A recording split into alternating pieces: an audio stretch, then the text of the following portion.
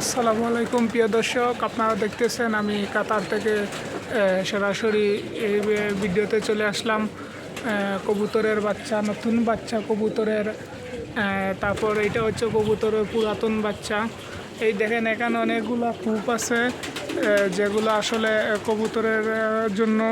এই দেখেন কবুতরে ডিম পাড়েছে, কবুতরের বাসা, কবুতরকে খাবার দেওয়া হয়েছে। এই দেখেন পানি দেওয়া হচ্ছে। কবুতরগুলো অনেক সুন্দর, মাশাআল্লাহ।